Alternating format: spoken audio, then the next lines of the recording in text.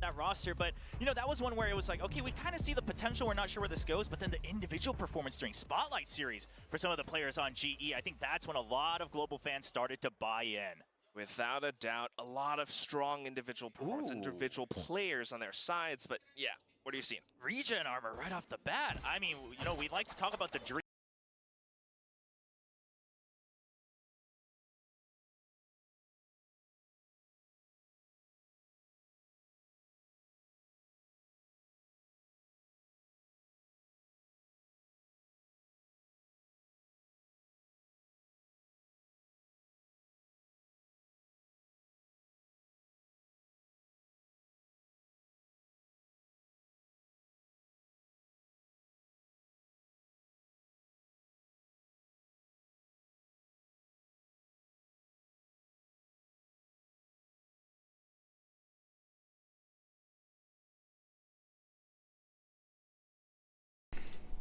I was muted. I'm back.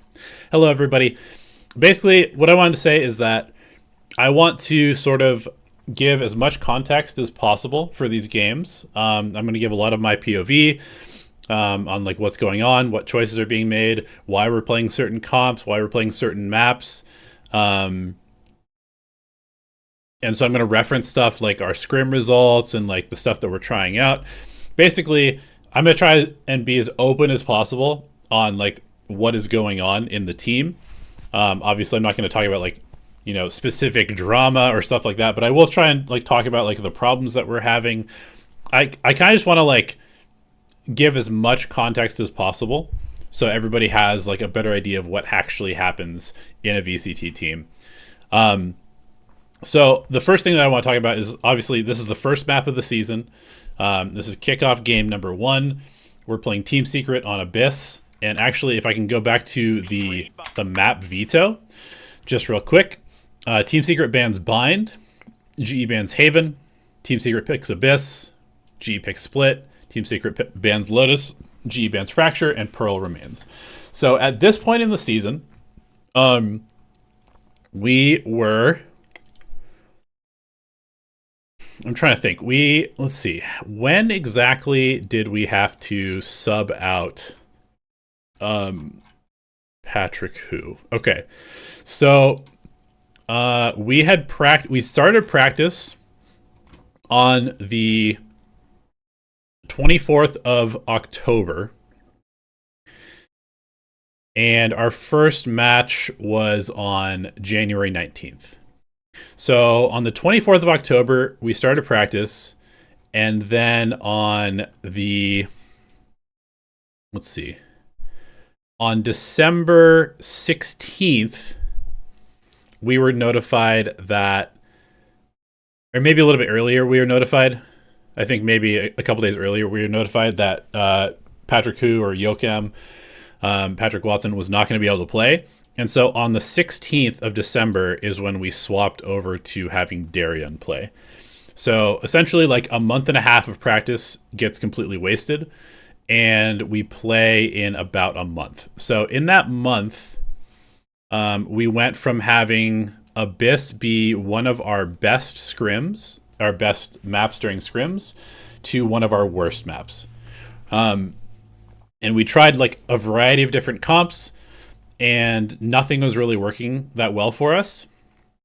And so this map was sort of like, we were kind of in the process of remaking our entire team. And so we kept some of the comps that were working. Some of our comps were not working. Abyss was one of the maps that we just like couldn't really figure out, but we had some other holes as well, like Haven. Our Haven was really bad. And so we were banning Haven, and Team Secret just happened to pick one of the maps that was our worst map at the time that was in the pool. So we ended up on a really tough map to start the season. A little unlucky, because we get immediately exposed, and then every team just targets this map against us. Well, we have a permaban that we can't play also. But let's go ahead and get into this one. We've got Udaton on Jet. We've got Kelias on KO, Crystal Sova, Darion on the Astra, and Poppy on Omen. I think going into this, we tried the Harbor comp for a bit. We didn't really like it. We tried like the Cypher with a solo smoke. It wasn't working that well either, and we ended up just kind of going to double smokes. Honestly, not that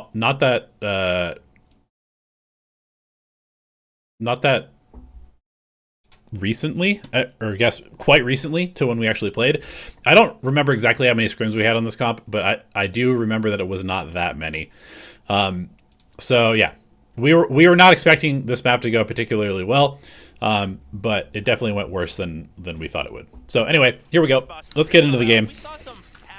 Let me know if the audio levels are bad or anything like that. Coming in alongside the classic here. So Jeremy is just going to try to go forward. Not any extra firepower, but trying to make sure that he's taking those fights and he's able to continue on forward. Might not have that range though, especially on a map like Abyss, but at the same time, speaking of region armor, it's 2 sheriffs on the other side, but for now, just getting that early info. Just with a quick tag, not going to spot too much information here from Team Secret, but they're pretty set. They already have eyes on mid as well. Global though, slight pushes out from B. There's a lot of information there, but still the hit coming through. Jeremy looking for the right click. So Poppy does a great job he gets a kill instead. anchoring in his smoke. Poppy right now surrounded just a little bit. Darion, does he take the time to waiting for the triple flank. It's a little too risky. Poppy's good for only 1. At least something though. Still 2G continuing to push forward a little bit, spots out a little bit more. Derek doing a good job just holding his space and spawn. 3 players coming in from heaven. Nice dart from Crystal. Oh my god, I remember this. I can't believe this was the very first pistol that we played. I cannot believe that this is how we lost the very first round that we played.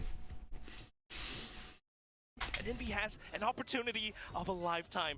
The spike defuse continues to go through. He flicks upwards, gets the second kill. Look for Darren and gets it done as well. Envy 1 on 3 clutch to start. Oh my god. And this is why all of us picked him onto that initiator spot whenever we could, because this is the type of game sense that this player has. It's not just the aim. It's not just react. What a killer. Why didn't they commit to the flank? I was also thinking of that as we got to here, right? We're here. My assumption is just because they didn't want to have to go clear all of this. I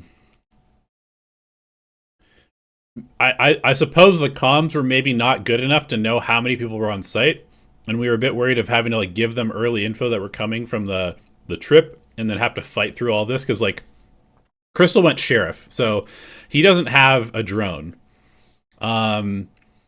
Kelly has 1 flash, and Utaton just has a sheriff also. So like we're very low util, so it's possible that they just wanted to kind of like flood in here and then just come from heaven.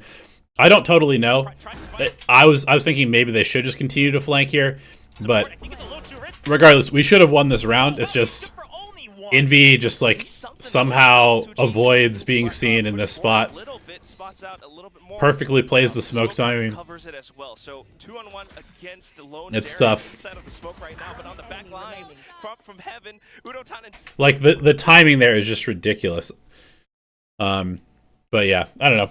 Very, very tough way to start the season. Losing a 1-3-3 on pistol. So, okay. At this point, we just go for a aggro 5-0. On this map, like, I think you basically just try and play a stack a lot of the time, especially with like a double initiator comp. I have some other theories about how to play the ecos on defense, but I think our theory at this point was just to like gamble brawl, and then if we can get a bunch of damage, cool. If not, then we just jump off the map. Can slip behind enemy lines like that, but still, next round comes through now, and it's going to be some of the outlaw buyouts. Pushes out from Global, though. What is this straight in towards a Wild Ori who has to turn away? Okay, at this point, we probably should... I mean, at this point, I guess we're just going to flank together. We do pick up a gun, so you know what? Just run it down. I don't totally know why we're stopping now. I feel like we should just be continuing to stomp forward because, like, they know we're coming, right? So. Global Esports now in with the Spectre, continuing to push, trying to get that flank onwards against A. The position isn't bad for Team Secret. They recognize this. They've taken. Secret does a good job taking all of the space in CT.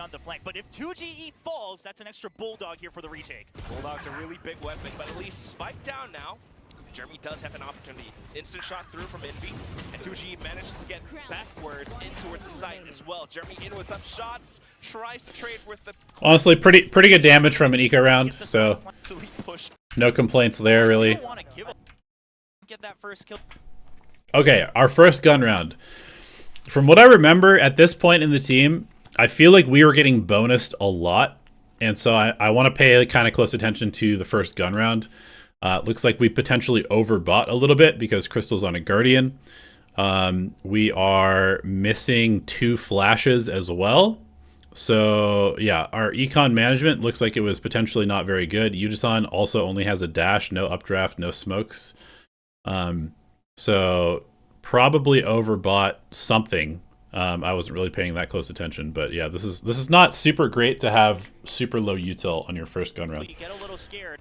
But GE going with that no fear strategy, now just going to go with a very, very safe default, obviously on their buy round, and Crystal gets a nice shot onto Jeremy. Takes a big hit though, only 10 HP, and that's the shock dart. Okay, big swing, shock dart to trade. So not too bad for now, but it does weaken the defenses a little. So Team Secret getting a little bit more space to kind of figure out which site they want to hit. Yeah, Team Secret, the trouble is you're going to imagine that someone fills that mid space, but you're not quite sure from which side, especially with there not being a hard set. What's up, guys? Thanks for being here. Appreciate you guys tuning in. Or anything like that. So they do have to fish a bit deeper if they want clarity on the situation. And all these VODs are going to be up on the channel. I'm going to make a playlist for this whole series that I'm doing. Kelly at the very least, they're trying to pinch him down. Paranoia sent out. 2G goes in for the TP play, up close and personal, spots the barrel, gets the kill, and that's enough. That's actually a really good TP, right? So right off the bat, one thing I will say is I think theory-wise, we're kind of incorrect here. I really don't like having the initiators play here. I feel like this is like one of the worst places for initiators to play on this map. Like, they just get so much less value. You can play the Sova like in vents and get a lot of value. You can play the Sova over here and get a lot of value. But playing in like Bend or top middle or whatever people call this with the initiators seems like not good positioning from us. We should definitely be trying to get the Jet like pushed up aggressively. Maybe even have the Jet play in here because the Jet can actually escape. But I think having both initiators die in this position seems like really, really bad. Outside of smoke, but not deep enough that they might spot you close range. So I like the call, just full faith that you hit the paranoia on someone and they would have to hide behind the bend there, behind the boxes. Nice pinch. 30 seconds and left. That then pulls the defenses over onto the other parts of the map. GE. Yeah, you just wait until Wild Oreo gets here, right? A 3-man push, you know you're going to have the numbers advantage no matter what. Ooh. But only, what? 15 seconds and you already get taken down? Uno time though, yeah, definitely not going to make it easy for Team Secret. And with 15 seconds left, there's so much pressure. Team Secret needing to push through the this flank could be big. With the Sheriffs, it's not going to connect. Poppy, Udotan getting the kills. The spike is down. The round is over, but 2G is going to try it nonetheless. Poppy will not make it easy. That's a final headshot. And solid anchoring. So in the grand scheme of... Will I watch Kickoff Lotus? Yeah, I'm going to watch every single game, guys. I'm going to go through our entire season. I'm going to explain everything that happened, okay? Things, yes, it's your bonus, but also that spells trouble for Secret. Oh, I mean, one nasty shot, sight strafed out from the back. Oh, and there it is. Oh my god, I forgot that we had such a sick viewing party. We had such a sick viewing party. A lot of GE fans have been telling me that they got a sick viewing party going. Apparently they got 3 screens worth in that theater, so that's a lot of people, but Jared... Okay, let's go back at this. Apparently they got... So we're going for an aggro mid play on their first gun round. I don't necessarily hate this. Let's just see what the utility looks like. Okay, Recon goes through. Flash, where'd the Flash land? A lot of GE fans have been telling me that they got a sick viewing party going. Apparently they got 3 Okay, Flash goes through. Probably a little bit too deep, honestly. The recall protects Udotan from the Flash, but the Flash is too deep, so nobody's actually blind. That's a lot of people, but Jeremy... So this is probably just not... We probably just didn't design this that well. First kill off. And so once again back into mid, so a little bit more space. I think there was a G, an attempt at a push out. Yeah, Yudotan being sent all the way deep. I mean, we see the set play a lot, but Jeremy was just ready for it.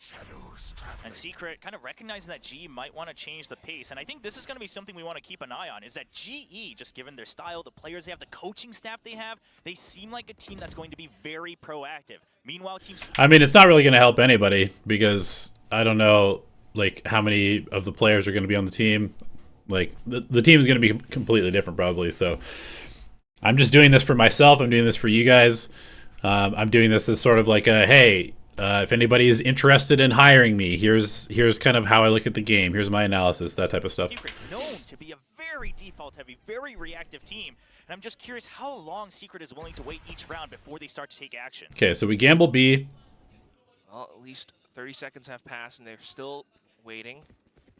I do remember going into this match that we talked a bit about Team Secret's playstyle and how they do like to hold and play a little bit more passive than a lot of the other Pacific teams.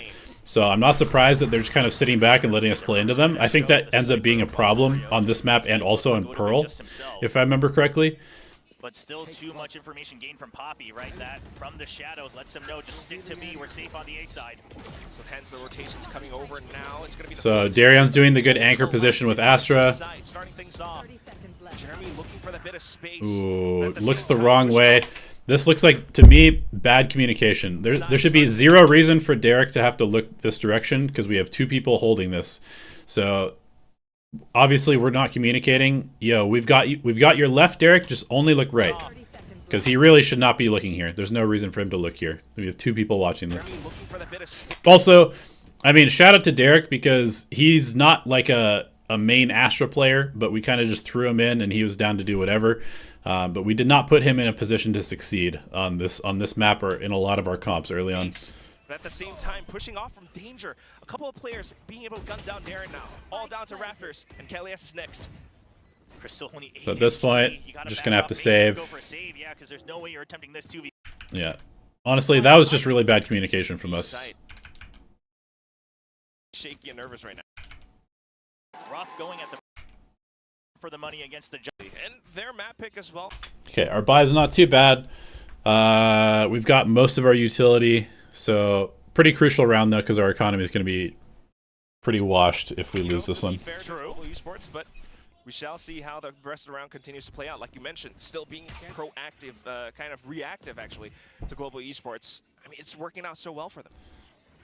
And once again, just to save 2-1-2. Again, I just think that the positioning of our initiators is not correct, like theory-wise, on this map. Utility from Team Secret if they want certainty of what's going on. Now, until it fails, Team Secret will probably just constantly put pressure on mid and then just choose a site and go because you know you'll have the numbers advantage. But and like we're anchoring so passive, like we have no information in A. We didn't try to take A. They showed A, and now we're just holding from back here. We're just giving up way too much of the map. Once that fails, playing this map way too passively, we start to see Wild Oreo especially with our comp as well later in the half. But at least for now, that sense is that the game plan for Global Esports, they need to figure out where Team Secret are, where they're going to hit, where are those numbers going to be. Still moving all the way across the map now, a bit of a jiggle, and that could be info enough. Okay, solid knife from Kelly. Oh, no, actually he just tags onto one. But again, the spike is all the way over here, so this is just like Secret playing a really passive default. More comfortable with retakes over on the A side, and perhaps just trusting Poppy, quite frankly, with how well he anchors. Jeremy, he's still waiting, and the bait works. They put so much pressure. I think this Sova and Bend is going to be a problem for the entire map. And Jeremy, the patience pays off. 30 seconds left. So careful with how he's able to find those one-on-ones. And I was about to say, I mean, it's a lot of trust to put down onto just Poppy anchoring down the site, but here it comes, the hit in towards the B site. Straight through the smokes, Jesse Bash will be able to land 2 headshots back-to-back. Udatan tries to fire back from the back lines, but unfortunately, caught mid-dash. Yeah, we look like shit. We look like shit on this map. I feel like a lot of our reactions and our positions are just completely wrong. Okay, we're down to an eco. We've got knives. We decide to make an aggressive play. Early cam. I mean, great coverage from Secret. At this point, I think this is like the 3rd time that we've been caught trying to play aggressively. And if I remember correctly, during Secret just knows exactly During the what they're timeout, that was like one of the first things that we talked about. Is like, listen, they're just holding a default every single round, guys. You need to chill out. Closing in on the B site. Kalias tries to buy a bit of time with the flash.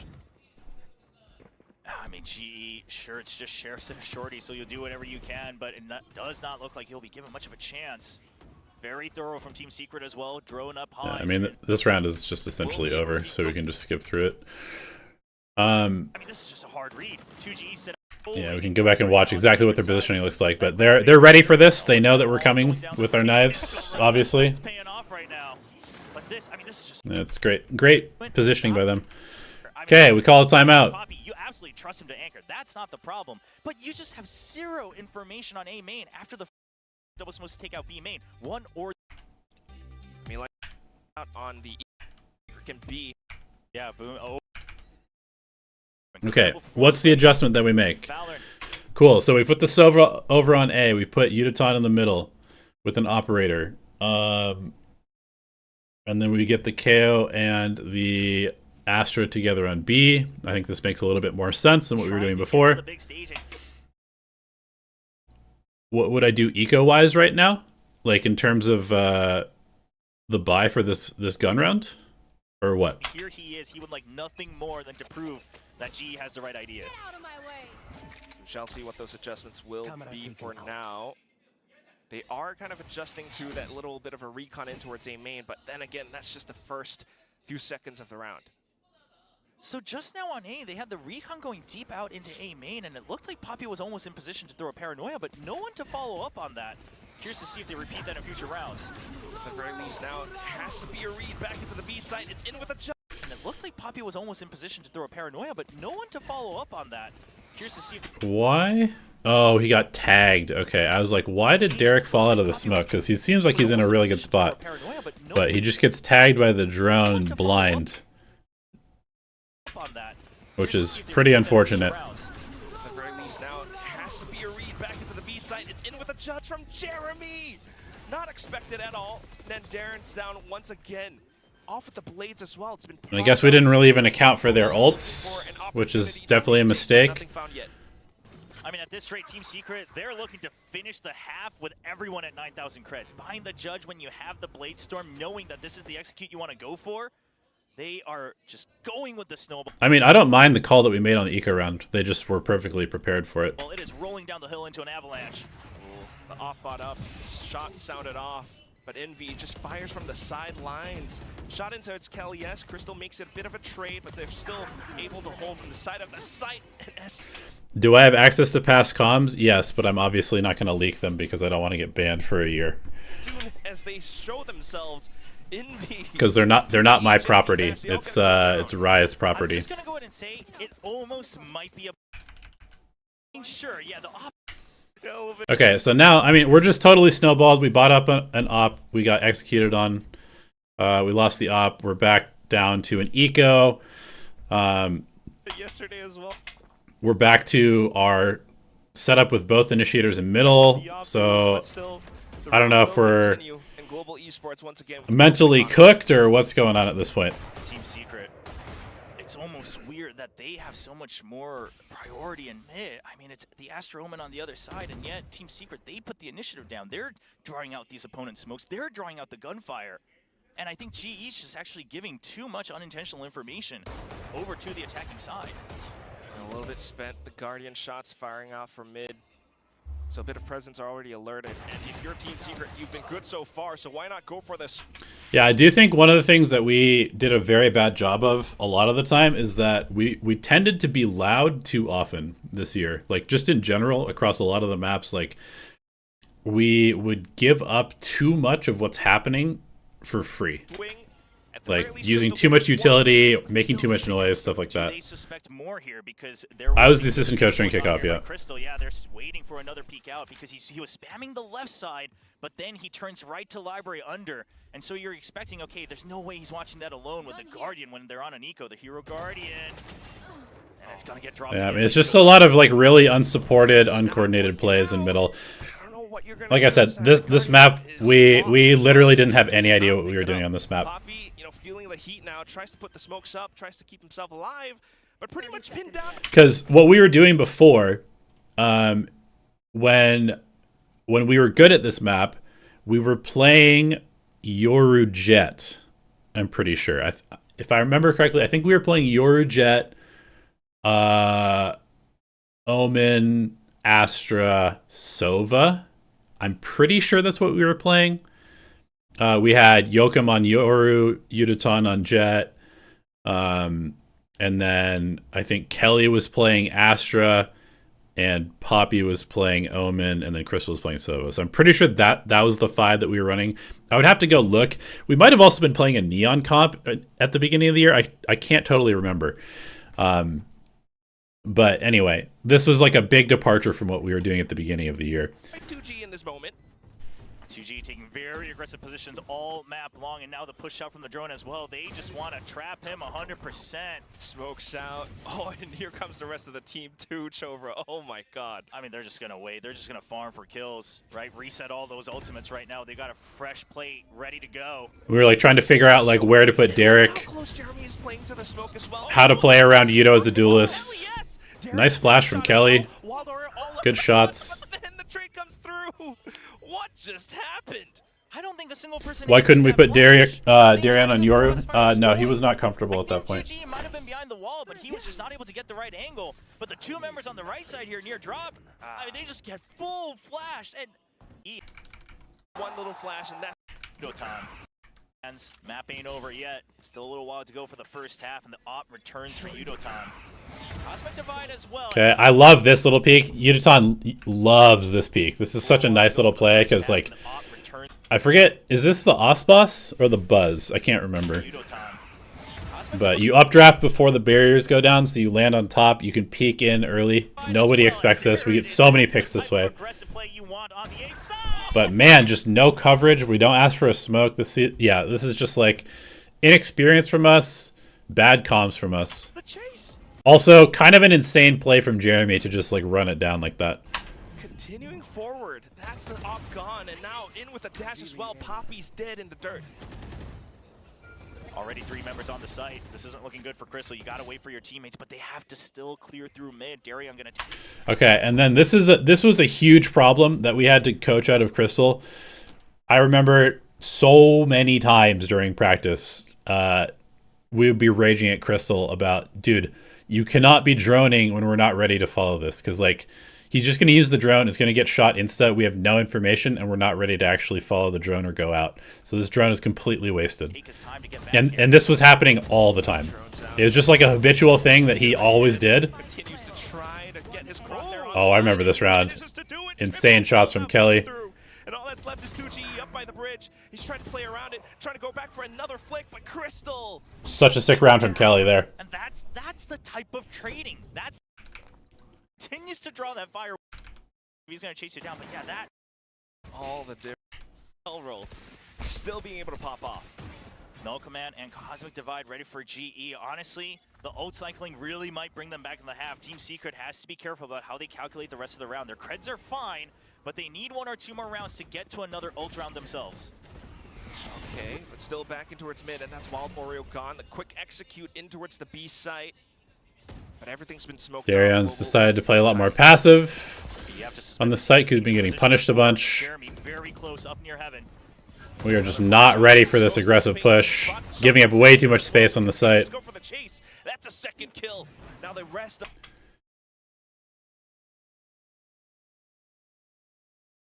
of Global trying to play the retake.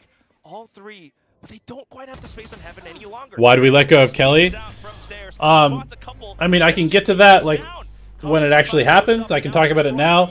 Essentially, just him and Crystal couldn't agree on how to play the game, and so we had to pick one of them because they were both calling a lot. And regardless of whether Crystal was IGLing or Kelly was IGLing, they both talked a lot. And they basically completely disagreed with how to play the game. And so no matter who was IGLing, no matter what was happening, there was always conflict about what we were doing. And so we just had to pick one. He played that as best as he could, but 2G, he just knew. He just needed to survive 1/2 second longer. Like we had so many team talks. We had multiple talks with them together individually, and they just like could never see the game the same way. And so it was impossible for us to play the game, basically. Successful clutch out. Down up in the sky. Talk about high IQ, right? Playing around the Cosmic. And that's just one of those things where, like, you can't really figure that out until you're in the team. So it's like you can't sort of like pre-screen for that when you're signing players, because you don't really know. Like you watch them play in scrims, but you don't know how they're actually going to work together in a team. And it just like eventually got to a point where they just clearly could not work together. So we just had to replace one of them. That way just to give him, a bit more space, a bit more time. Still though, map continues and we're down to the 11th round global. Okay, we're doing this deep recon, but then we're not really sort of like taking the space, and we're not really believing that the recon info is correct, it seems like. Bit more presence towards mid again.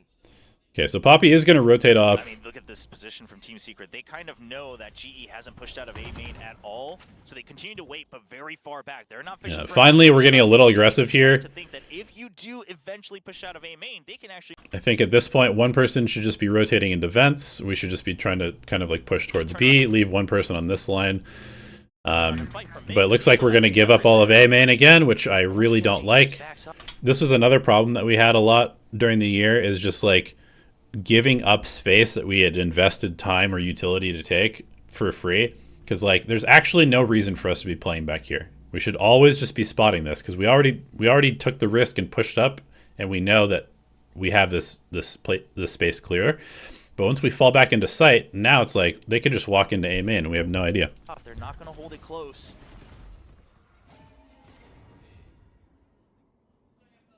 You are watching outside of it with Poppy, so at least this time. Is Rushi okay?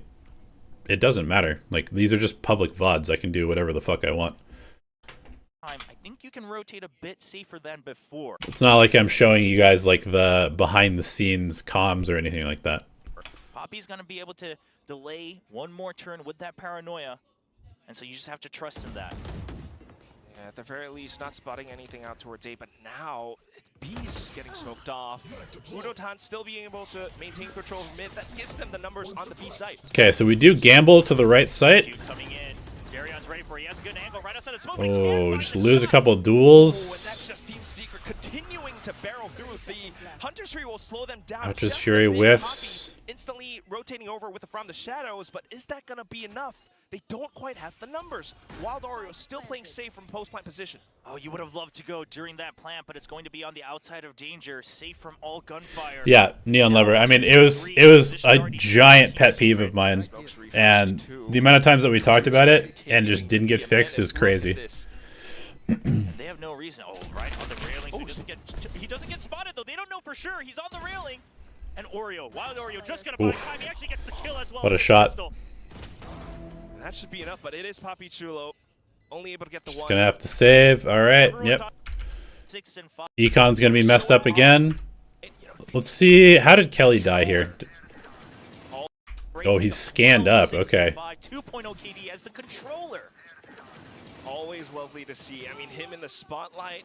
Damn, he just got reconned or darted. It's not a great buy either, but you'll have to make it work. All right, see you, Well, Rasmus. at least Udotan in with the blade storm, but he hasn't been able to show off those blades that much. Team Secret looking to make this a quick match. I mean, again, I just have to point this out. Like, we called a timeout. We adjusted the Sova to be vents. We adjusted the Jet to be middle. We did it for one round, and now we're back to just KO Sova middle for the rest of the half, and it's not working. Now is when they go in for that quick stack up against B. Starting things off, it's going to be Jeremy. Straight into the side. Right now, I'm just free. Hunter's Fury from Jesse Vashto just creating a bit more chaos towards the back line. Tejo was Tejo out during kickoff? I think he was, right? Elias tries to get ahead of I don't him. remember. Still sticking around the stairs, backs up in towards the smoke. He just waits for his team to get on over. Oh no, and now you don't have the Blade Storm anymore. You're gonna see that null command come out. Udotan, not much you can do right now. You just have to wait this out. That's so much time on the retake. Man, 4-on-5 as well. They've got to think about possibly smoking off Nest once again as well, but Jeremy continues to hold the angle. Uda goes aggressive, has the blades, gets a kill, now tries to stay alive against that duel in towards Jeremy. Jeremy in with a Oh my god, the timing. It's like, we almost come back, but just lose track of the jet, and he kills 3 people. I'm just gonna say exactly what I said at the beginning of last year as well. If you can see Were we winning more maps under Kelly or Crystal? Honestly, I don't know. I think it was about similar, to be honest. It's always been the consistency, but right now he's 9. Okay, so we get kind of cooked on our defense. This is an attack-sided map, so 9-3. It's not great, but it's not the end of the world. Let's see what we cook up for a pistol here. If I remember correctly, our pistols early on in the year were terrible. I think we were winning basically no pistols at the beginning of the year. So we'll see. You do have to worry about that Cypher now. Very curious about the positions of Wild Oreo, especially since there's that KO on the other side. But Envy just going to play the bait. Gets 1 kill, gets 2. This angle was cooking us. Okay, so looks like we were doing a fake B into an A walk, but we commit and lose 2 people on the B. He already had the hottest 1-on-3 pistol clutch. And now we're going to be very slow going into A because we lost our people on B so early. So we don't believe that the fake has worked, and so we're too afraid to actually go plant on A. An opportunity into the other sites. 2G's around the corner though. Yeah, but Secret, they're just not going to peek out, right? They say plant if you want. It's a 5v3. We are not concerned at all about fighting on the retake. And here's the thing, they know G has to push up. They know G needs to get more information, and 2G just shuts down Crystal once again. The way the smoke was placed as well, I mean, there's just no opportunity. It's just unfortunate. Crystal, you know, wanting to go for that, right? Early season freeing Teo was great. Yeah, that's true. 2G, even with the classic, okay, so this pistol's pretty cooked. 2v5. We're going to still try and go for the plant. Tap. Somebody give us a kill. Secret playing nice and disciplined. But nothing found. Yeah, they needed another kill, but now you don't have an option. You might as well get the plant credits and hope for the best. Hope for the best. I don't think there's much gonna happen. Criticism. Okay, pistol goes the other way. Is confidence. You love to see it, especially because now it's more than just frags. It's more than just. I'm not going to talk too much about the juvenile situation. I really just don't want to relitigate everything. The reality is that obviously it caused a lot of problems. There was a lot of problems beforehand, but you know, morale-wise and just like chaos-wise, it was really bad for the team. Yeah, it was a fairly large factor in terms of just like tanking the early season, but also we had a variety of issues at the beginning of the season. But it is about creating space with that aggression when you're playing that duelist, when you're playing that entry, really seeing that evolution starting from last year. Okay, so we buy up because it's 10-3. We kind of need to just like get a couple of rounds. We don't really trust our Abyss, so we're just going to go for it here. The Outlaw once again as well. Or Spy, all stingers. And you've just heard it. So that's going to be a key for team. Okay, we gave away that we have the stingers, but we haven't committed yet. Now we're in. I mean, you're down 10-3. Might as well try to go for it. You know, it's a little bit risky, but you're down on rounds anyway. They managed to get a lot planting of for backside, which I don't love. Yeah, this just makes no sense. Okay, I'm gonna try and be like as diplomatic as possible, because I don't want to just like flame too much. But if we just think about this logically, we take the site, we don't plant, and then we decide to plant backside. And then if we're gonna plant backside, and they haven't contested us, like where are these players gonna be? They're always gonna be here. They're always gonna be here. So why would we push into this? Like, especially with stingers, like make them push through this choke point into us. But we did this a lot. We tried to always fight for extra space in post plant, and I think like maybe more than half the time it was a bad call. Potentially looking to push out because that's the only way they feel safe with the stingers, and they're ready for it. And especially doing it with like no info, and no utility is kind of crazy. The Stingers, and they're ready for it. Team Secret all continuing to hold down their ground. Managing to gun them down. I mean, even swapping over with that Outlaw. Jeremy in with a Bulldog now. Crystal continuing to try to take space. And now it's not planted for our person who's anchoring. Like this whole post plant just made no sense to Up me. into heaven, takes down Envy. But it's not planted for him because they wanted to push out. Team Secret just has the absolute read that that's the only way you have a win condition. 2 people alive and they can't even see the spike. Jesse Vash Well, one more kill. I mean, a big part of what makes DRX so coordinated all the time is probably that they spend a lot more time drilling. They probably have a lot more consistency in terms of their comms because they all speak the same language.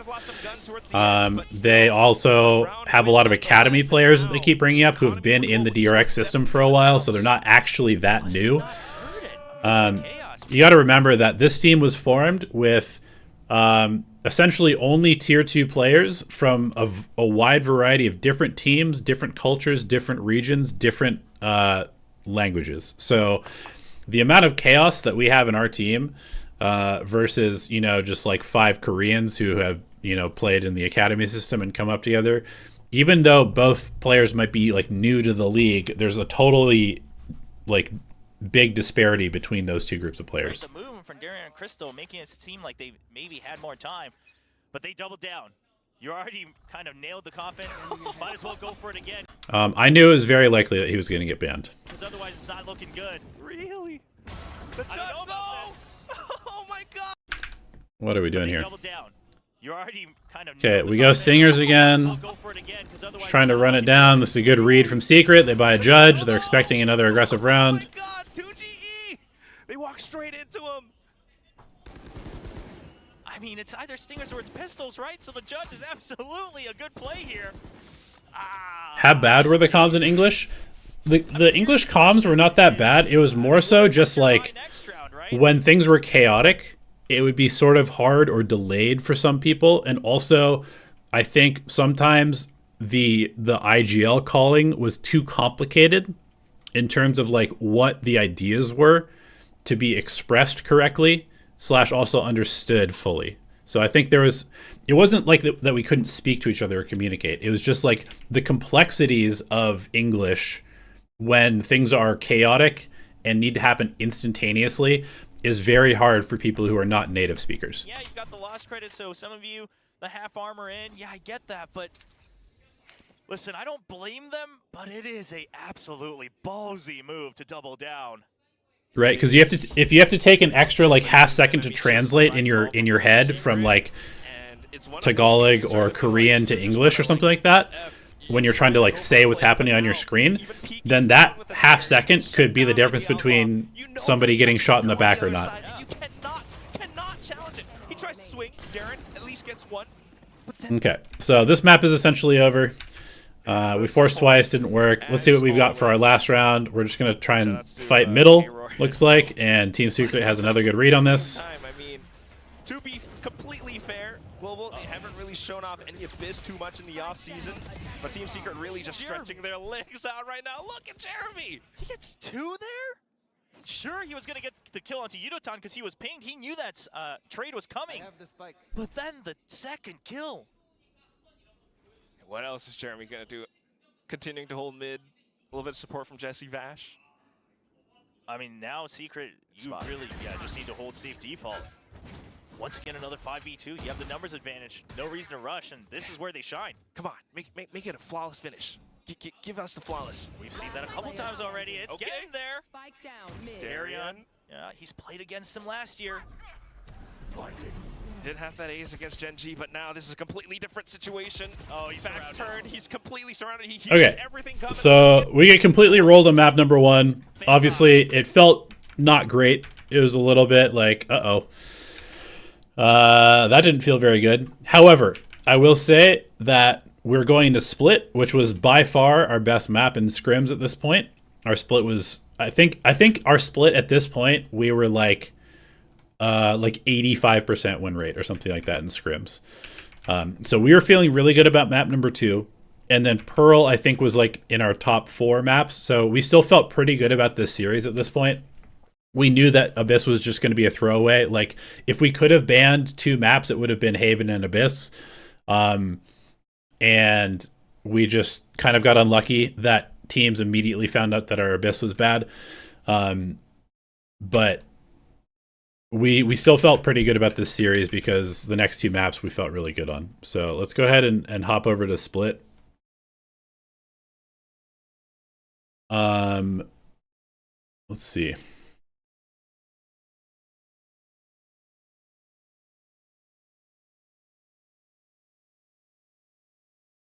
What happens after Patrick came back in GE? I mean, we'll get there, guys. This is going to be a series. We're going to do one game every single stream. So this is today's stream is the very first match. And if you want to find out what happens, you got to tune in again. I'm not going to talk about,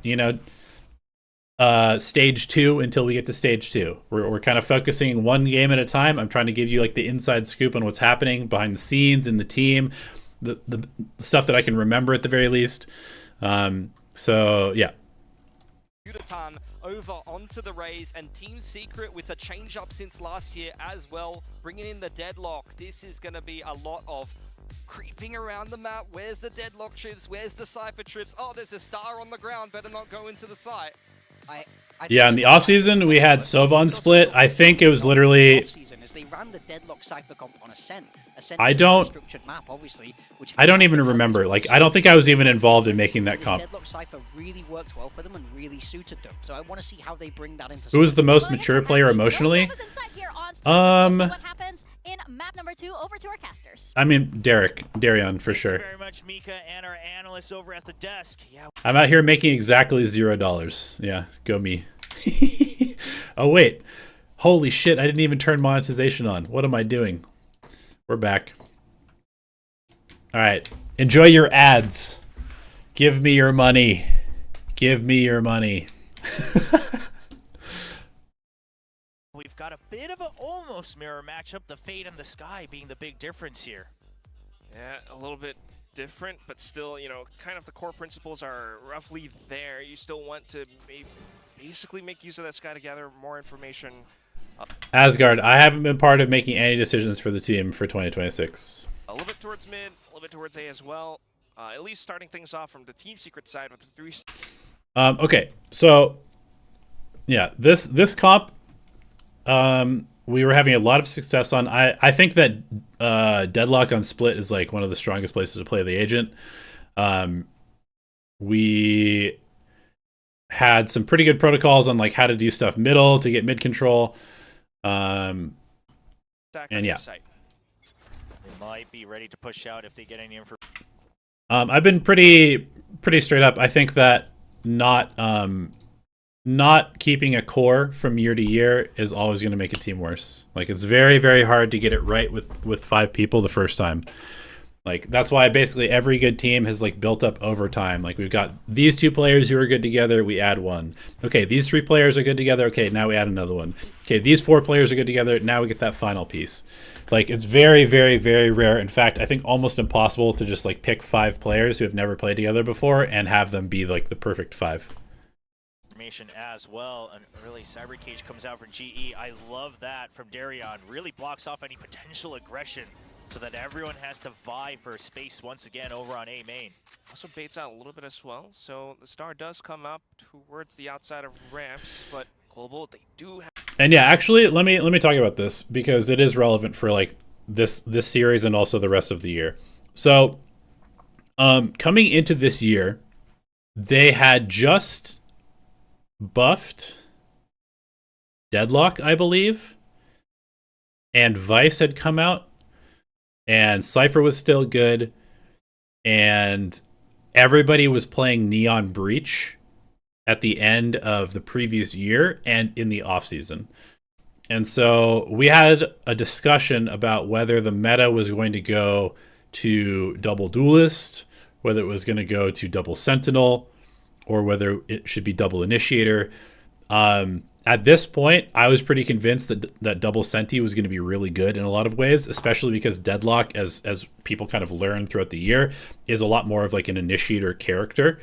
And so we were experimenting with a lot of double Sentinel comps because that seemed like the direction that the meta was going. And then obviously people started to actually learn Yoru, and Waylay came out, and those two agents kind of invalidate the double sentinel a lot. But at this point in the year, double sentinel was quite good, and that's why we're playing double senti on a lot of our maps. Have quite a bit of space towards mid, so trying to explore that option a little bit. Oh, now you know it's more than one. Oh my god. Well, starting to push out now, but still hearing the footsteps in the water, so instantly backing off away from it. But this is the trouble, right? You can't just fast rotate. You can't just say go B because there's a wall right waiting for you. There's a barrier. And then there's going to be the grab net. There's extra trips. You're stuck right now in heaven. Ooh. Oh my. A little bit of a dink as well from Envy. I mean, at the very least, trying to break that wall, trying to go. Okay, nice aggressive push from Kelly. We're going into 3 people here. Rotations come over, and Wild Oreo is ready to let it rip. 2 kills back to back. Kelly has Oh, this is the poppy clutch. I remember this. At this point, I was like, oh man, we just got 13 to 3'd, and now we're gonna lose a pistol that we probably should be winning here. We really need this pistol. We really need this pistol. It's a 1-on-2, a bit of a high-low setup. So tough to fight against, but he's still jiggling, still getting Envy down to low HP. Okay, he's got info on both people now. Seconds left to go, and he manages to get the first kill. Goes for the next one. And we were popping off in the coaching booth. That's my poppy. People were down in an aftermath when he Going absolutely nuts in the coaching booth at this point.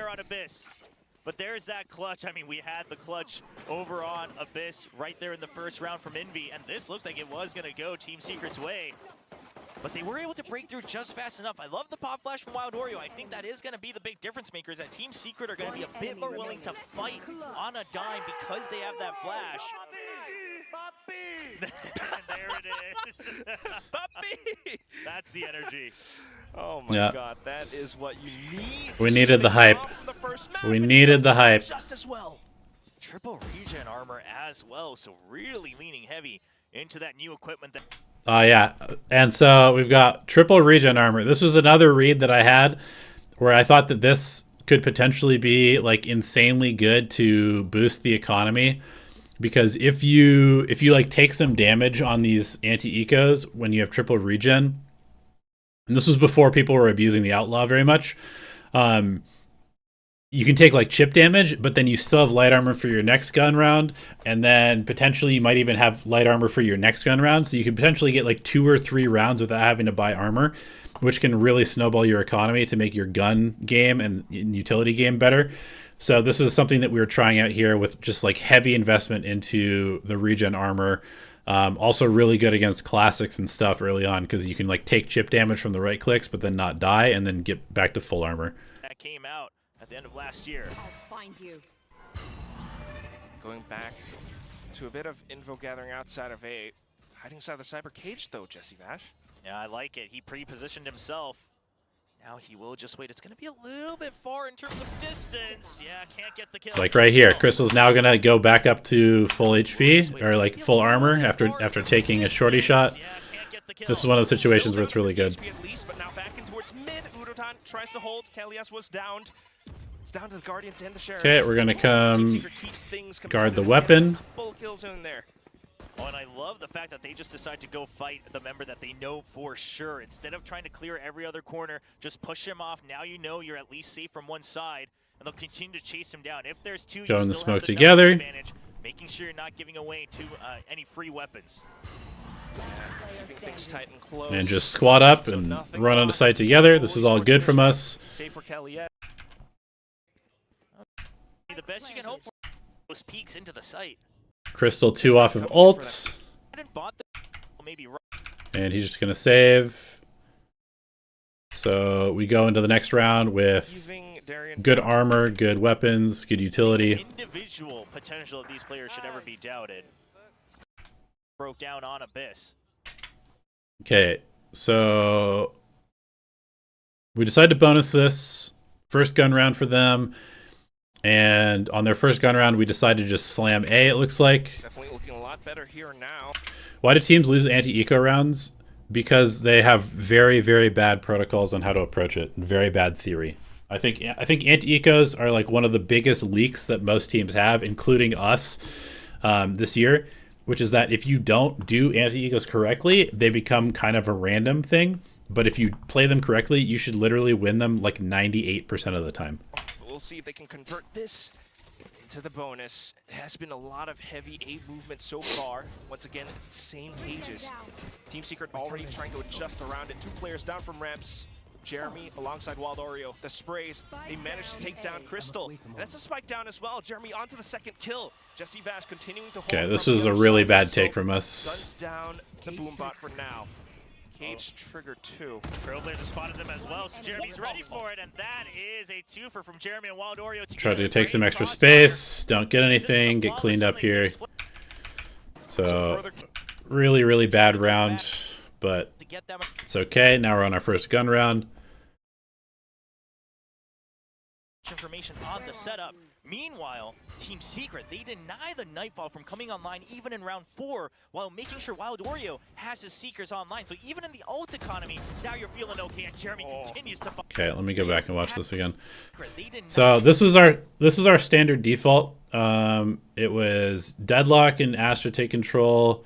Put the sensor here, so if they try to re-clear, the Deadlock can fight off the sensor contact. Raze holds contact down middle in case they walk down mid. And then the Fade and the Cypher create pressure towards a ramp, and then we're going to regroup middle with 3 probably and split into one of the Sentinels. Nightfall from coming online even in round 4 while making sure Wild Oreo has his Seekers online. So even in the ult economy, now you're feeling okay, and Jeremy continues to they fire double on swing, kill the Cypher, so now our round is kind of cooked, and we have to figure out what we're going to do. Yudaton decides to take a timing here in middle. The showstopper. Crystal and Kelly, yeah, sure, you're close to your ults as well, but Team Secret's going to be able to counter right back with their own ults. Oh boy. And in towards mid, you know, trying to explore the other options. Once again, you're faced against the barrier mash that Envy is waiting to let go. There it is.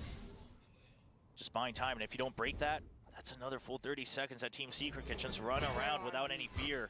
Okay, well, they're at least trying to go through ropes, go through vents. Okay, creating more pressure towards A. Looks like we're basically just committing towards A, because the wall's on B. But we don't really coordinate our peek into the site, so it's just a 1v1 for Yudaton. They know that Kelly's is up here. They know the others are coming up ramp as well. Team Secret, they've got him absolutely trapped up here by the window. Wow, we're gonna commit the Fade ult here. Really don't like this. But they try to bulldoze with the Nightfall. It doesn't work out. Yeah, do not like that Fade ult at all. Seems like basically impossible round to win, but we waste the Fade ults. Fortunately, doesn't work out. Our ult usage at the beginning of the year was pretty rough. I had to do a lot of coaching on ult usage for this team. Not the way that they thought it would. Team Secret just so ready. Again, they have those reads. They're adjusting on the fly to some of these early A plays. Just so ready. Again, they have those reads. They're adjusting on the fly to some of these early Okay, just another dry fight. Yudaton gets picked. Headshot to start things off. And he's still in position to try to let rip that showstopper if there is a rush out into the site. It's just an eco round, so not the worst, but definitely a pattern of sort of losing somebody very early on, having to play from behind. Thoughts on Autumn joining GE? As far as I know, it's not confirmed yet. It's been rumored. Also, I have no idea. I was not involved, so no thoughts. Yeah, change all your calendars. I don't know what the 5 is, so I have no idea how it's going to work. He's playing out of his mind. Aw. Just as you say that, though. The curse is still strong. That doesn't change. All right. Okay, I will say that this was one of our strengths as a team, is in these scrappy rounds where we can just shoot. We don't have to think too much about strategy. We were pretty good. So I wouldn't be surprised if we win this eco round by just shooting better. But also, maybe not. Envy was popping off. All of the confident off and Was Patman or any of the Ascension players part of our big player trials? I don't remember if Patman was in the trials or not. I didn't see all of the trials. I came in when there was about 30 people. So I don't know who all was there, to be honest. To hold down their efforts towards a heaven. Next round, and there needs to be an adjustment from Global Esports. So oh my god, I remember this play. I remember when they did this play on us, I was like, oh, that was kind of sick. So Secret, they dropped the wall insta. This is on a gun round. They're expecting us to maybe like go back to middle pressure because our ramp stuff has not worked and we haven't shown any ability to go B yet. So they think we're going to come back to mid defaulting here. And what they do is they insta wall and use the wall as bait for the rocket. So this is really, really nice call from Secret. Next round, and there needs to be an adjustment from Global Esports. So it's been A so far, down into mid, but that's where the showstopper. Let's rip. Oh, this was such a great play from Team Secret. So what happens is you rip the showstopper. How's the chemistry in the team at this time? It was okay. It was okay. We were you know, still trying to like learn how to play together with Derek. Just peeks out and gets a double kill. GE just absolutely baited. No, I've been released from GE. If that was intentional, which I would like to believe it is, that is ridiculous. And that's a play that comes out when you know that you're going to be able to snowball this map once again. I mean, if it wasn't intentional, it's just so amazing as well. But now spotting them out towards mail room, Jeremy. Yeah, now we're in trouble. Yudo gets wrapped. And things are not looking too good right now. No timeout or timeout called? No timeout called. Okay, we're on eco. What a play. Well, on to the next round now, and Global Esports are running out of money. A couple ultimates online, you know. Okay, back to our standard 1-3-1 default. So holding things very far back for now. They get early info. They push Poppy out of B, so they've got B control. Derek hasn't been able to create any pressure A yet. So we're doing some mid control. We break the mid sensor. They won't stick around forever for a fight. They're not going to greed for it because you still got a trip in vents. You still have 2 people in heaven. He can continue to just make sure We drop people over to middle. Now Derek is going to take his timing, or he should be taking his timing at A. Into mail. Like this, he's going to come out. Oh, gets taken out. This was, God, just reliving some of these things. Like the amount of really just basic understanding mistakes that we were making were just so crazy. Like, okay, so if you have to think about this, we have shown only presence in middle, right? They know the Astra is pushed out of B main. They have full B main control. We've shown nothing A, and we've shown like at least 2 or 3 people middle. So we've shown them middle, and we should expect them to kind of be rotating here. We need this Cypher to start doing something because we have no map control and we don't have the ability to go anywhere except for into their stack currently. So the Cypher needs to take a timing. And at this point in the year, Derek had very low confidence. That changed over time, but at this point, he was very low confidence in his ability to just like take 1v1s and be aggressive. And so we're lacking a ton of pressure from our Cypher, which is not going to open up the map for us. Through. So Jeremy's just making sure that you don't suddenly see a flood into mail. Like this, he's going to come out. Oh, gets taken out. But luckily, all of our players can shoot. Trying to play around that middle area, but now being pinched We picked a team of shooters, and we can shoot. Picked up straight into sight. Global Esports will stream. All that's left is Jesse Vash. Has the angle from heaven. Goes out for the first kill. The second one collects as well. But our fundamentals are rough. We're not expecting this. We're not covering the planter at all. Has the angle from heaven. Goes out for the first kill. The second one collects as well. Spike down. Crystal tries to retrieve, and Jesse Vash. They don't know about it. Old man Vash. We end up having to invest the Nightfall in a 4v1. But we get the round win. So we thrifty them. Some nice shots from the team. We have a chance to maybe break their economy now, potentially. Nope, a couple more rounds before we break their econ. We've got Astra ult and Deadlock ult. What's the call? Back to a regular default. Standard default. Comes up now. Once again, we have buys from Global Esports, and you go back to that early default up around A. But this time, more presence towards B as well. Just a grab while it's Poppy to swing. Okay, create pressure B, get a pick. Not bad. Yeah, individually, GE is starting to heat up. They're starting to warm up to the stage, so Team Secret's going to have to give them just a bit more respect. But now the operator, do they expect it? They kind of do. Go for the wide swing. Ooh.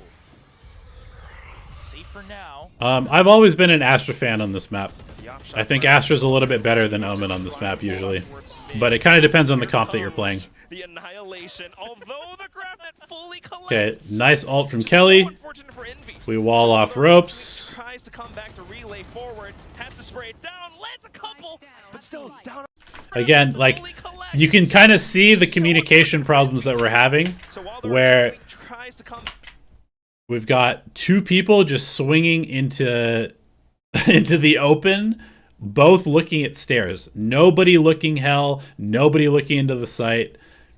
Like, this is a crazy play for us to be making right now. Back to relay forward, has to spray it down, lands a couple, but still down onto Crystal. He manages to trade, picks up the spike and tries to deliver it onto the B site. Darren continuing to hold down for additional support up from Evan, managing to find those further trades, and now just watching for the angles. No hope found for Jesse Bash. I'm not going to talk about like what would have been an ideal roster. I don't know. Like, I don't know what players were available. I didn't, you know, like we picked the players that we thought were good from the trials, and so that was good enough. It wasn't about like we had to make a different roster. We just needed to be better, and we needed to fix a bunch of problems. Obviously, if you can do it, you want to just get ahead. If you can get ahead on that attack, Right, they were trying to play other parts of the. Just minor adjustments from Global Esports now, trying to put more presence around other parts of the map, forcing Team Secret to then play a little bit more differently, right? They were trying to play around the A presence a lot more, but this time having to respect that B. So Stars placed up, trying to... Okay, so you can see Secret adjusting. Our only successful stuff has been through middle so far. So they're going to put a bunch of util middle. They're going to really heavily stack this. We haven't shown the ability to go A or B through the mains at all. So they're just going to heavily prio mid now. Go back to trying to fish for information on A from Global Esports. If you see movement, then you What was my favorite match to coach this year? Probably the RQ or the Gen G one. So it comes down to what Jesse Bash sees In stage 2. But for now, not really spotting anything too much either. I mean, Global Esports... Yeah, I mean, during the tryouts, we tried out Foxy9. He went to Gen G. We kind of wanted him, but we also weren't totally sold. And then we really wanted to get Grumble, but he had to go to military service. So keeping their movements very hidden. Yeah, I don't mind it from Secret, right? I don't know if they necessarily have the read that it might come A side, but they just say if it comes A, we go for the retake. But we've been having trouble on the B side. Let's make sure that we... Okay, so I like this adjustment. We make pressure in middle. We've got information in mid. We don't show anything A. And now we're just going to pop A. It's pretty solid read from Kelly. Do you consider pushing out into screen? We exec with the Raze ults. They do have the showstopper. Do you clear the smoke with it? Surely you do. He's just taking his time. Team Secret fully respecting it. It's fine from Muto. Okay, now we're back to triple ramp control. This is good. Spike goes down. Secret very fast at re-clearing screens just in case he came through. So that's the trip already broken. We're going to wait for them to push in and break the wall, and then we're going to triple fight ramps, or what? Oh, the bait. Just to continue to block off even more. Now, continuing to invest the ultimate through, just to block Team Secret off that much. Looking for that lead very Okay, much nice so. shot from Yuto. Lands a sick flick into midair with a jump. Jeremy, good little off shot, goes in for a second peek. Great shots from Yutoton. Now in for the trades, Wild Oreo, only just a one. Post plant was fine. Not too bad. This guy is about to shine on the big fans. Looking likely. Okay. Finally we break the Team Secret economy. We pick up the Outlaw, give it to Derek, who's a dirty sniper abuser. Let him look for some picks. Breaking Team Secret's economy as well. Now into which a Bucky, Sheriffs, one Hero Vandal, and Wild Oreo. Have my coaching abilities improved because of getting exposed to so much responsibility? Yeah. My like level of confidence in how to convey information during timeouts and like speak to the team and get people motivated, stuff like that. It's night and day compared to when I first came in. Like, I had to learn so much so quickly that I feel like extremely confident as a coach now. Whereas when I first started, I was like, bro, like I'm kind of like faking my confidence half the time. That definitely causes a bit of a ripple effect to how Team Secret tries to hold down the sites. Playing much more further back now, save for Jeremy, who's right around the corner with that Bucky. Yeah, he hit that Bucky, I believe. Took it out with his pistol, so you're not still certain. But you did see that he was holding pretty close. And meanwhile, just waiting for the push out. I like this because you're showing information on A, and you imagine if it's a stack, maybe they push out, try to put us in a chokehold. So G, you're waiting, but what is the timing? When do you decide to move? Already down below the minute mark, you got to start to group up. Otherwise, if an accident happens, that's the round gone. And that's what it is. Onus onto GE. And Unaton takes the first bait. That was so bad. What are we doing here, man? GE. What are we doing here, bro? Like, we've got Boombot. We could double swing this. This is crazy. And that's what it is. Onus onto GE, and Udotan takes the first bait. Kelly tries to recover. I mean, yeah, this is a disaster. Luckily, Derek trades out too. Now Haunt out just for additional security. But man, our anti-ecos were tough. Our anti-ecos were tough at this point in the season. But unfortunately, the Bucky will not connect. Jesse Vash now repositions to try to hold as they swing on out from the ropes, continuing to jump and air. Do I have any offers or trials from the team? No, I got released way too late to really have any of that. So I probably will not have a team in VCT to start the year, just because there's like not many teams still looking, unfortunately. Okay, good recovery. They call a timeout. Okay, cool. Good stuff. And when trying to take, imagine you gotta be waiting for another fight here. might be a good pinch though. Go for an aggro ramps take. He's got the paint shells. Yeah, but now you know the sky minimum is here alongside the Cypher. Now it's a bit of a fake out because Cypher. Bro, what is Derek doing? Derek, you're just in the open. I guess we weren't expecting 3 people to be swinging this. It's a little bit weird. Yeah, we're just trying to cross to Udotan. We take the spike up ramps. We're super disconnected. What? Like, how are we going to connect these two pieces? I feel like the timing or like the makeup of this round doesn't make a lot of sense to me. Okay, we're going to try and B split, but there's a wall in middle. Okay, so I think the initial idea for this round was to B split after taking ramp. So I think we were taking ramp and then going to wrap through middle into a B split. It's kind of a crazy call, to be honest, just because like we're sort of gambling that, number one, there's no wall here. We're also gambling that we can get up ramps safely. I could be wrong on what this call is, but it looks like this is what the call is to me. But yeah, I mean, this is kind of a risky call, not gonna lie. Getting the kill on towards Jesse Vash. Now Envy tries to hold and stop them down, but not able to connect. Udotan off to the second kill. Seekers alongside Flash and 2GE. Oh, Udo! Wait, still. Oh, Udo! Oh, okay, we'll watch it again. We'll watch it again. Seekers alongside Flash. We will watch it again. And 2GE. Wait, still able to survive. Holy moly. A little bit of a whiff, but at the very least, the spike does go down. Oh, but you don't want to shoot this right now, right? It's a 2v3, and you can't quite group up just yet. You're so low. Gotta deal against Udotan first. Yeah, Wild Oreo's just gonna wait. He's waiting for them to peek out, but yeah, Udotan's buying so much time. It doesn't matter if he didn't get the kill. Oh, and that should be the round over. At the very least, 2G and Wild Oreo still trying to make some moves out from heaven. Just trying to bank on the fact that he might be up around Garage instead, but you know, even then, Kelly S and Crystal playing. Okay. Looking like a pretty solid attack half for us. The gunfire coming from where they heard it coming from, and that's able to get that trade. If they don't get that trade, that round falls apart, but he's able to open up the site for the rest of his team. Yeah, so just okay, we go for the combo because we haven't shown this at all. We think maybe we haven't really created any pressure B to make this combo worthwhile, honestly. I think this is one thing that like we didn't really understand that well as players.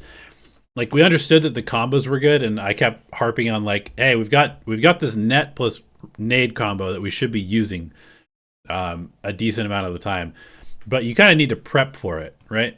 If we show that we're taking B a lot and then we bust this out, then there's a much better chance that somebody's going to be here contesting. But we have not taken B at all. We've played B passive every single round.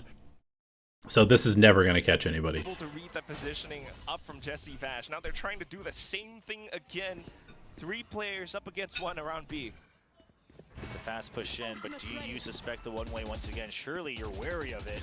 Yeah, one of the big differences, though, Curious, on NRG is that they had a guy who'd won champions as their IGL. So their ability to recover their year is significantly better, I would say, because they have somebody who's literally won champs and has been a professional TAC FPS player for like 7 years, 8 years. And Jesse Vash A little bit different situation. relatively safe though. The judge around the pillar. And I do like the higher trips that Jesse's been putting down, right? It's a Raze coming in, you know it's generally a blast pack, and also those Prowlers coming in. So they're not going to get broken early, but for now, GE avoids trouble. They have their ultimates. But then again, like I gotta point this out, we invested nade plus tether.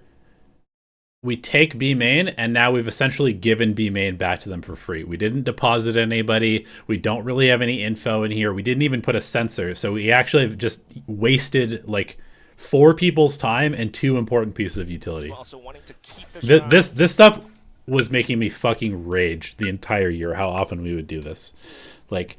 Why the fuck do we not just leave somebody in here? in their pockets, making every decision count now. Oh, but this is always the problem with Sky. You don't know how many you tagged. So now you're just back to square one. At this point, if you don't get more information on A, it's just default hold forever.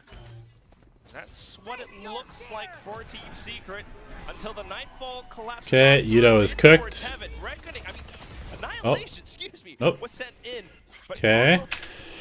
The deadlock wall on these splits was really strong because it makes it so they have to rotate through their spawn, so it buys us a lot of time to be able to deal with getting stopped by utility here. dealt with. Fast push, looking to execute through, but Jesse Vash continues to try Good to hold spam. it down. Judge shots not quite connecting. The Wild Warrior will be Good able to trading get from damage Poppy. on the kill in, but Poppy makes it a trade. Back to a 3-on-3 until the Annihilation completes. And all that's left is 2GE alongside Jeremy, trying to execute in towards Hell, but not quite completing it through. Udotan in with a showstopper to buy further time until Jeremy falls. Okay, 8-4 half. We take those. We're feeling pretty good at this point. We go into halftime. I think actually we had a slightly better attack side win rate with the double Senti comp on split, which is kind of interesting, but also just because once we get on site, we just like win the round because of the deadlock utility and the Astra suck and stuff like that. Our post plants were really strong.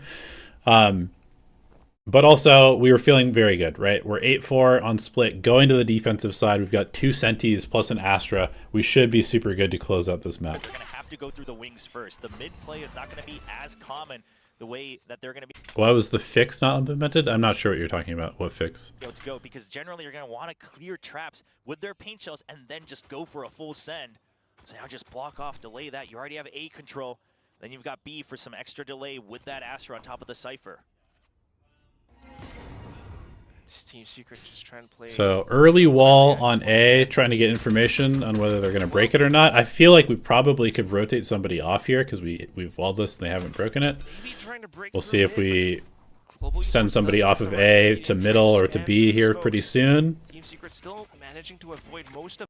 We also definitely talked in halftime about, hey, on Abyss, on their attack, they literally just sat back and let us walk into them a bunch. So make sure that you guys are patient. Make sure that you guys play patiently. On our defensive side, we have 2 Sentinels. Make them break our setups. Bring them down. So Prowler coming out, spots info in mid. They know that it's a push up, but the trip's still there. Okay, broken. So this round's gonna take a little bit of time. Team Secret now in towards vents, doesn't spot anything out.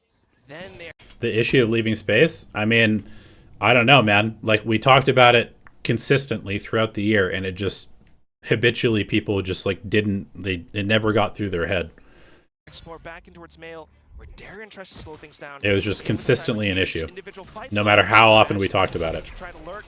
Caught Oh, with a no. grab net. No. Ooh. Oh no. Does he? Yeah. I think Okay. he just drops. Yeah, but they know that he's escaping and they know that there's no trade back. So Okay, so we go fight the A player. We overstack to B. Poppy's kind of in a bad spot, but he's also Poppy, so he's going to anchor. Has enough attention potentially. away. On for the hit in towards the B site. Crystal manages to make a bit of a trade happen, but down comes Envy from heaven. Nope. Additional support. And there's just so much from his bird's eye view. Crystal goes in for the swing though, back out from spawn.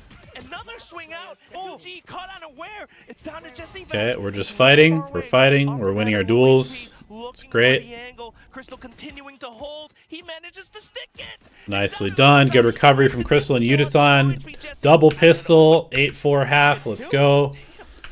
once again, All right, let's see what our anti-eco looks like. Our anti-eco buy. Double Judge. I don't know about this. The reason that we have double judge here is because we were scrimming Nongshim a lot. And Nongshim was just absolutely sending it into middle with their neon constantly. And the only way to stop Danby was just because he would just neon send it with a breach stun and a judge constantly into middle and shit on us. So we just started buying double judge and killing him every single time he came into middle. So we just decided that double judge on anti-eco was the way to go. I think one judge probably all the time on split is good. I don't think we necessarily need double judge against this comp. That seems a little bit too much to me. Double judge on the defense. Isn't it the IGL's priority to make sure that you follow the coach's changes? I mean, it's everybody's responsibility to make sure that you follow the coach's changes. And you also have to understand that everybody's human. People make mistakes. They have bad habits. They have stuff that needs to be corrected.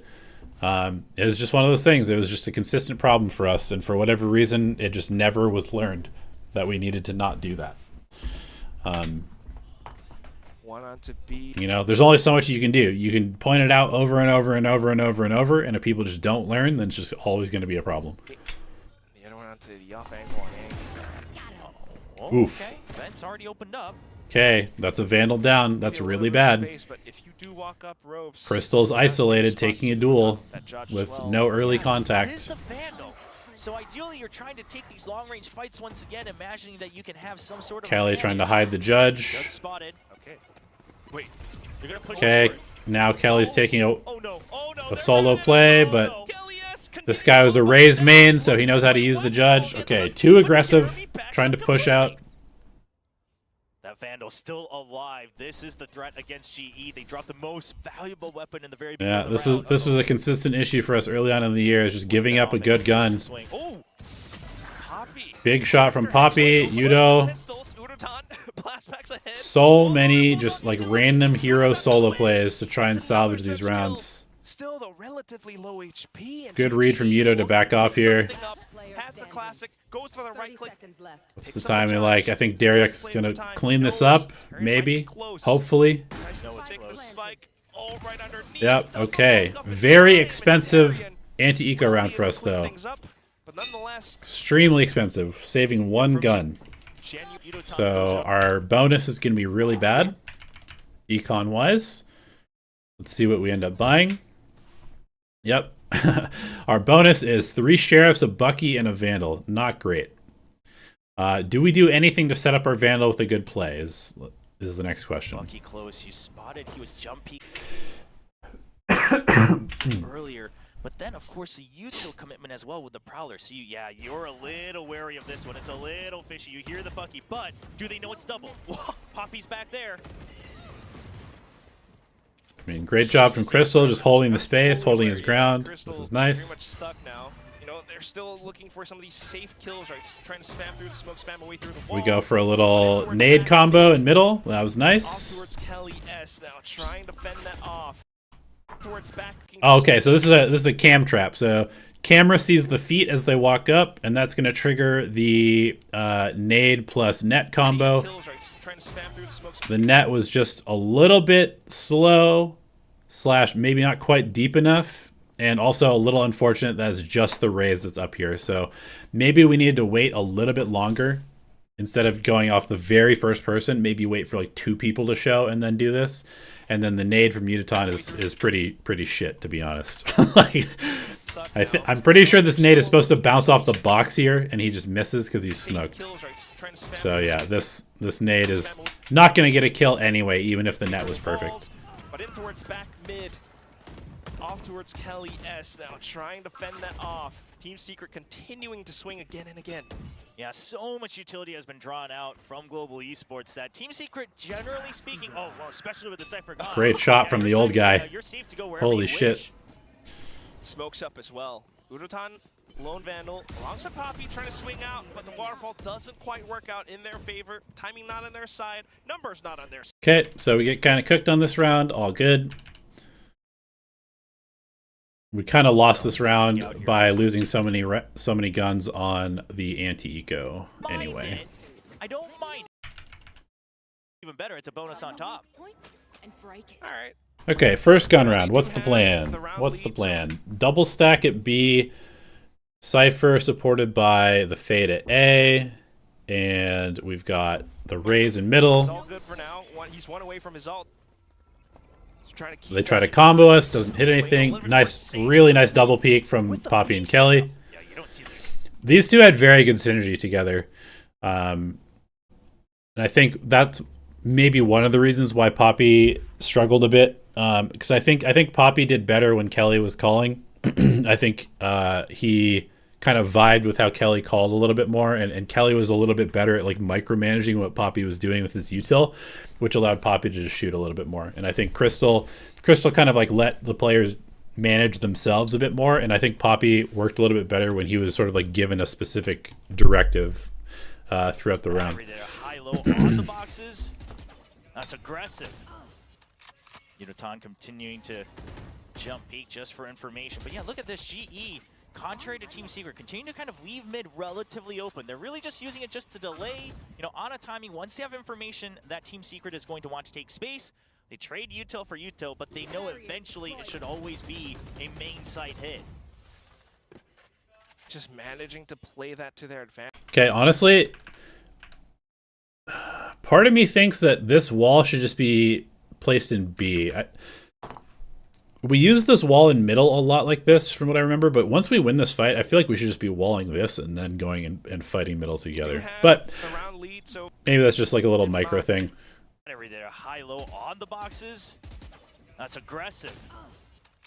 Unotan Team Secret continue to kind of, because yeah, we're just gonna throw the wall. It's gonna get insta broken. But at least it gives us some information that there's people in middle. Is going to want to take space. They trade util for util, but they know eventually it should always be a main site hit. What do you do when the IGL disagrees with you? I mean, it's totally normal. Like, it's very healthy to have disagreements. Ooh, bad timing from Yuto to take out the nade. Things are starting to fall apart.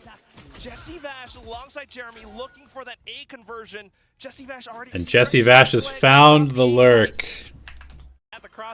When did he catch Derek here? Okay, right as this mid stuff is happening, Derek goes for a peek, loses the duel to Jesse Vash. They pivot to A. Okay. Has to kind of swing on over, at least hold out for Heaven. He can survive a bit longer, but he gets spotted. That's unfortunate. Poppy with a nice cleanup.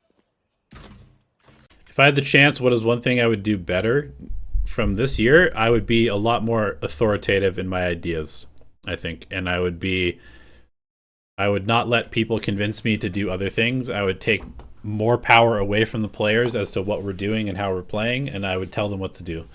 And I would also make sure that I'm catering a little bit more to their comfort while I'm doing that. But I think I gave them too much freedom, and they needed less freedom. They needed more like simple, like consistent game plans and less freedom. With the potential support as well, so now you got to watch out for Heaven and potentially Ramps. Although it does have the Seekers, and he lets it go. Yeah, you have to. You're stuck in a bad position. 2 into screens, and he's very well aware now. Continuing to try to hold from elbow. Here's the footsteps. What's Jesse Vash doing? Managed to get the flick while they're down for the next, and it's down to the trade. Jesse Vash tries 1v1. Poppy. Poppy. Poppy. He's low HP. He's trying to Poppy the goat. Poppy gets it against Poppy the goat. Hello, I'm the new face of the Philippines. What role suits Derek the most? Probably like Sentinel / second duelist. Basically anywhere where he can op a lot. Now he finally gets to show what he's made of. You know, they might not have made it through to like Ascension Finals, but he's been there twice, and he's clutched, twice, 2 years in a row. It's always good for it, but here it comes. Now Team Secret, maybe sitting. Okay, heavy mid stack. We've got double kill trips for Derek on A. We've got and then you just have to full send it. But look at this GE again. As long as we hold Heaven, basically a 1-3-1 over rotate to whatever site we think is going to be hit. We have so many ults to fight with. But now trying to get the pinch against them. Did Crystal have dogs here? Yeah, it's 2 dogs. I feel like he's got to dog this before doing anything else. Just goes for the tether. You can see they go for the tether nade, but they're not in sync. So like the tether goes out and then the nade goes out. in with the Fade Raise combo, but it doesn't quite connect. Now GrabNet on towards Udotan, and he pulls out the Showstopper just to force them to pay some respect to him. Udo uses the Showstopper to recover, peeks for more, kills 2 people. I mean, realistically, this play is really bad. Because we're in a 4v4. If Udo peeks this and dies, they have full heaven control probably. But also, sometimes you gotta just have confidence and swing. Sends it into Jeremy's feet. And now looking for the next. Swings out and Udo kills. Down to the So next. can't hate on it too much. But not quite able to connect. Can't hate on it too much. But if he dies there, the round is totally different. Just in range. So Darion's ready for a peek out. But you still Is Derek a better opper than Udo? That's why Kelly's still a bit wary. He's still holding close on mid. Honestly, Udo's a very good opper. He just doesn't like opping that much. Somewhat possible. He prefers to play with a rifle because he's a little bit more free to like move and take timings. But he's a good opper. But Derek actually likes opping, and Derek is very good at opping. I think theory-wise, Derek is probably a better opper than Udo is. But Jesse Vash, he really has to be so cautious. All right. Okay. Do I think there will be less variety of comps? No. I don't think we're ever gonna go back to a place where there's like, oh my god, this round is so silly. They were down into the little corner. I don't think this kind of works against Team Secret. 2G tries to make the play for it, but Poppy gets off at the right time. Oh my god, I remember this. Darian hops onto the spike. It's half. He pulls his gun out. Insane round from Jesse Vash. Burst. Here when the are with all ISO. Okay, knocks us down to an eco round. We do have 2 ults to work with, but You're in this one little plane. gotta just kind of like cutting up their own scrap out a couple more rounds to go to the next map. Well, now Global Esports onto the pistols, looking to get aggressive down mid. Double peeks out, but you know, it's a little bit solo. And 2GE will bring them down to their knees as well. First kill off. Kelias holds onto the grab net to try to slow him down, and 2G continues to swing. Crystal's taking a ton of space at A. Relatively weaker. Sure, it could have been bait, but now it would be a bit of a hard commitment. So you know mid was weaker, but GE, this means you need to take side control, and that's exactly what they're doing. A main already cleaned out. I don't know if you need as much as B, but obviously the weaponry not The quite there, repush so into B main is kind of nice. I don't know if are we gonna go further? We are gonna go further. Ooh, this timing is crazy. The timings on all of these are crazy. We're just walking. We are just walking for fights. Holy shit. Probably don't need to be walking everywhere at the same time. They're ready for it. Maybe just let some people play aggressively. Derek gets 2. I remember this. Nice shots from Derek. But is he aware about his back? 2GE up around Insane shots from Derek. Gets 3 with the Sheriff. So 1-on-2 somewhat maybe possible for Poppy. I mean, he's got the Sheriff. Definitely looking to try to make it happen. Got to break through the barrier mesh first. Yeah, but not making as much noise, trying to hide it as much as possible. But if they had the right time, our team What to look like when analyzing the other team? I mean, just watch the games. Okay. Take note of things. Take note of habits. Take note of utility. I love the early look for gaps. The crossfire set up, just buying time, trying to get a weapon. Who is the better IGL, Kelly or Crystal? I think they both had their strengths and weaknesses. I wouldn't say one was clearly better than the other, which is why it was hard for us to figure out who should be calling. So it's absolute. Still hasn't given up map points. Still not at 12 yet for GE, so it's absolutely possible for Team Secret. As long as you cycle through those ultimates. I mean, Big Time was saying that he's looking forward to some overtimes as well. So pretty much still in the same setup that we've been in for a while. Little 1-3-1. Sort of like a 1-2-2, but Team Secret 2, I mean, they Udotan exploring ramp. Against Gen G in Stage 2 last year, so who knows truly how it's all going to play Nothing out. To really support him here. Crystal's going to check middle with the dog. Once again, being a little bit I think he missed, so he's going to rotate over to A. We wall. They insta-break wall, which brings us back to mid. You've got your eyes on here. So now it's a little bit of extra pressure for Kelly's to get information. Probably should shift another person over to Vents.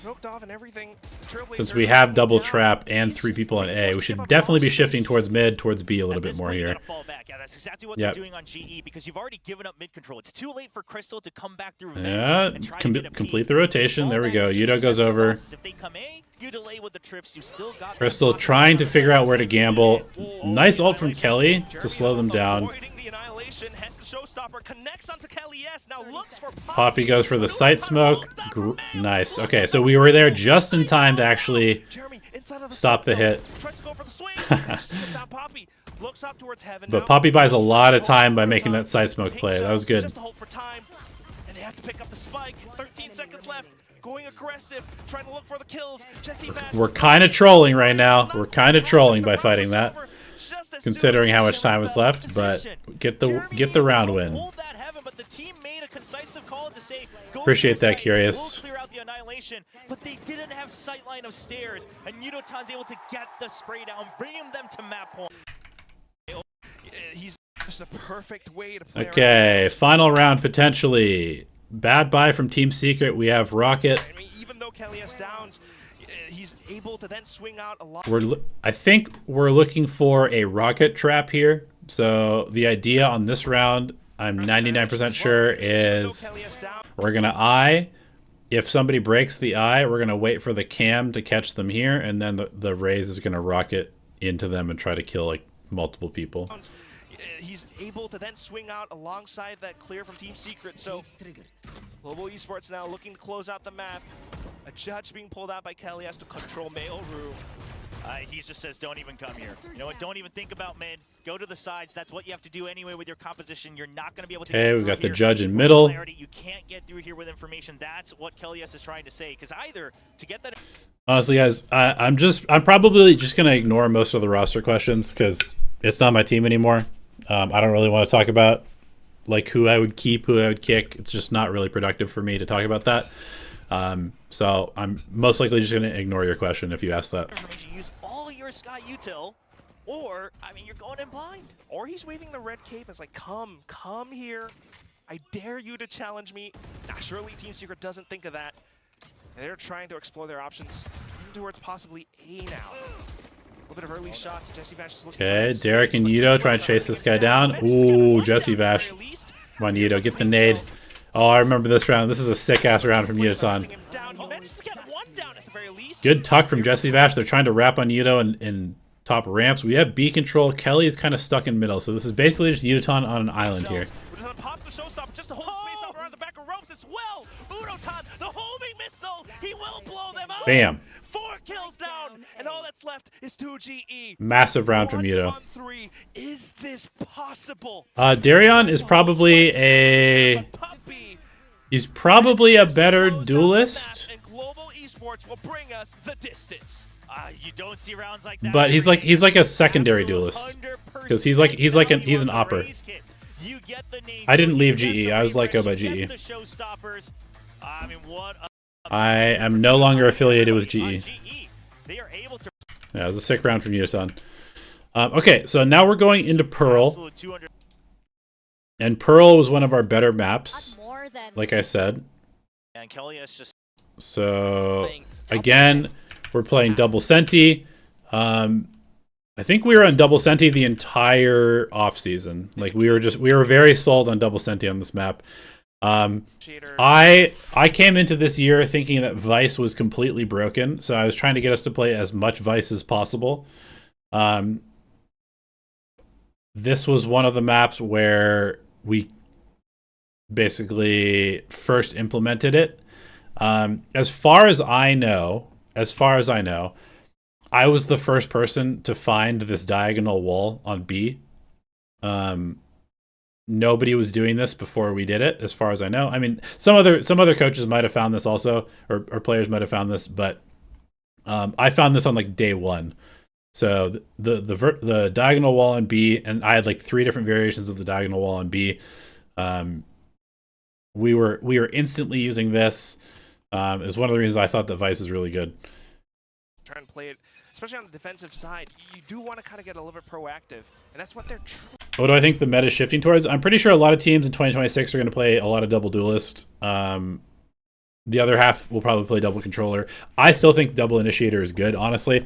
I think it might even be better than it was before because there's less info utility overall. trying to do now, starting things off around the B site. Jeremy holding the angle out towards the top, but not spotting out too much.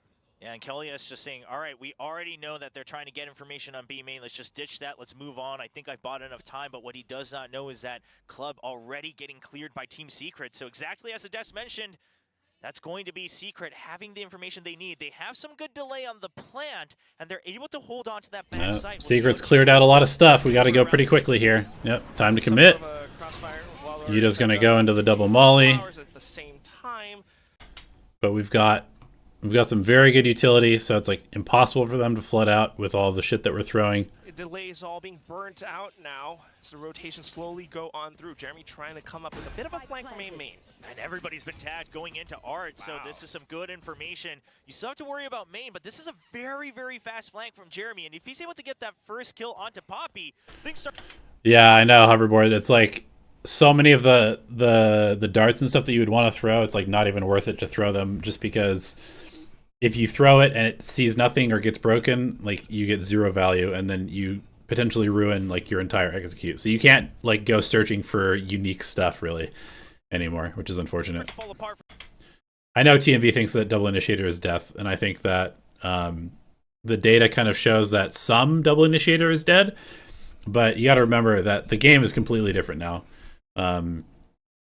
I think the agents like Sky, KO, Gecko are much better. Fade is much better comparatively. Like in the past, it was like you have to play Sova or Fade or potentially both, or probably Sova plus maybe one other.